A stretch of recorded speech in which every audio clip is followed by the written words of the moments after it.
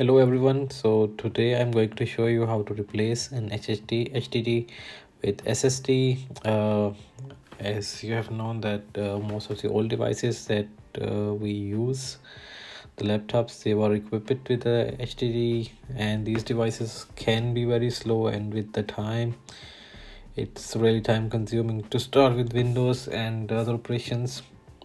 So I have decided to change my hard drive, and I have selected SSD. So first of all, I'm going to use Acer laptop. As you can see, I have removed the battery from the laptop, as that is really important because you have to disconnect the battery as well as power cord, so there is no danger of electricity. So the next thing you need to do is to unscrew the screws, and I have a screwdriver that is especially for that purpose.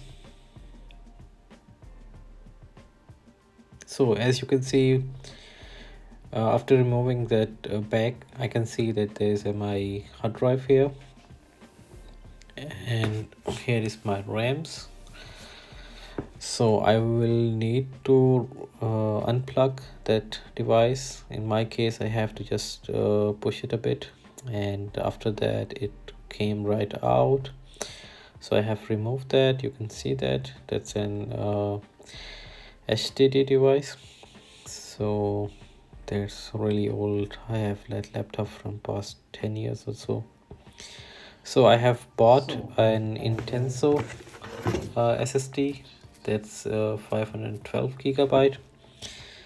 So I have used many devices, and till yet I had never problem with that. So let's open it.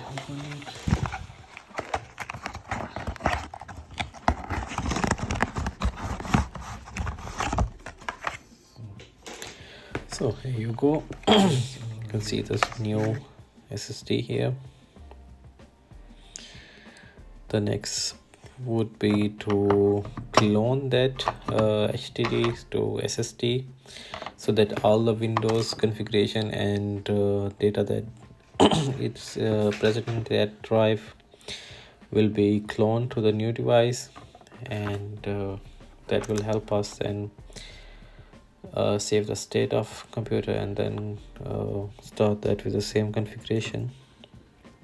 So as you can see, I have a device that is for an inner tech.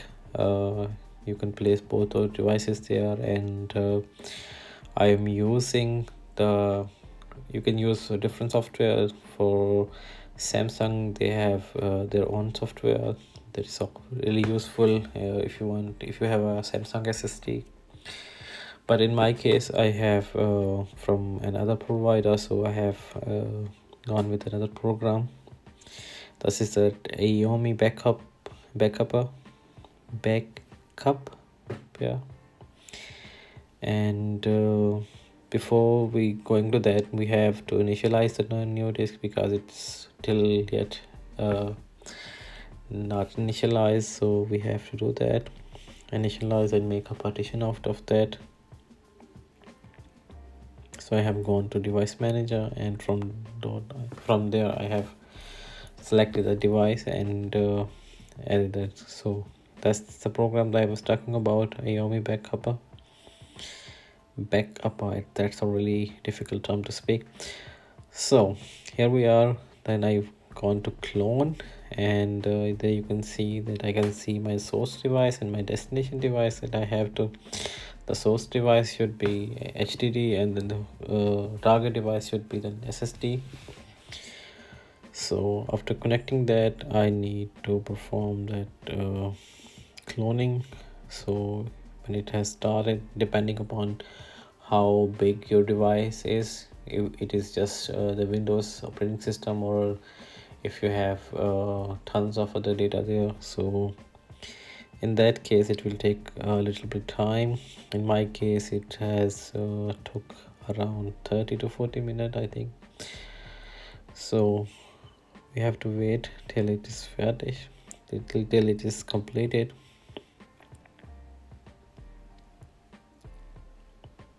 So as you can see, there is a process of copying file to new device.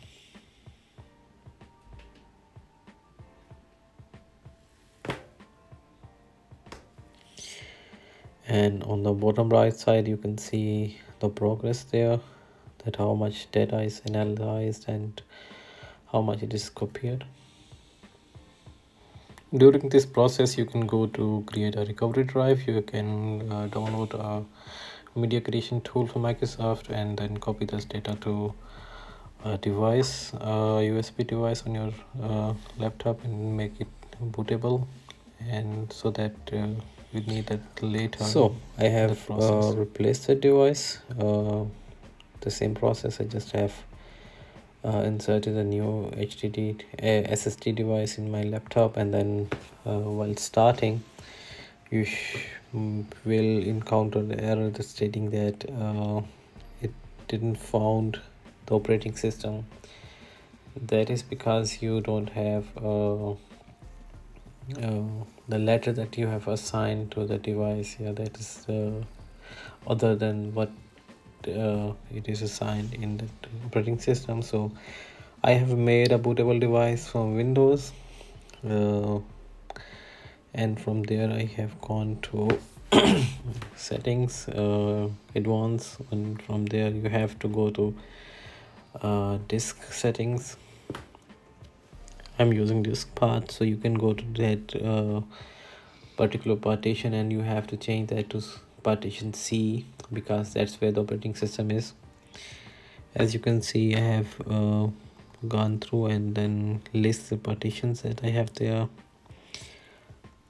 So I will look at that, if that other partition maybe have that same C letter assigned. If that's the case, then we will unassign that letter and assign a different letter, and then assign C to that to the right partition where the Windows instance is installed.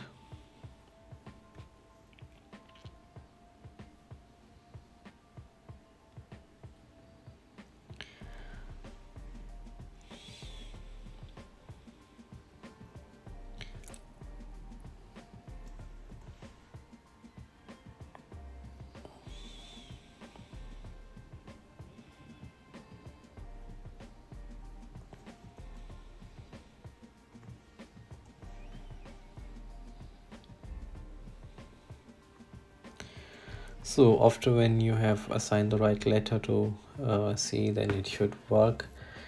And because the bootloader is in C drive, so next time when you try to boot the Windows, it should find the right bootloader, and after that it will create the configuration file there, and the Windows should boot normally next time when you start that. All you need to do is reboot. Thank you.